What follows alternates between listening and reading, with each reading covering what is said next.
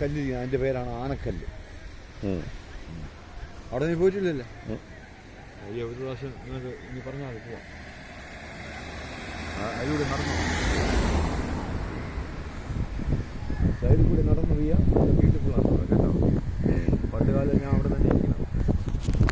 നമ്മളവിടെ ഇരുന്നിട്ടാണ് എല്ലാം.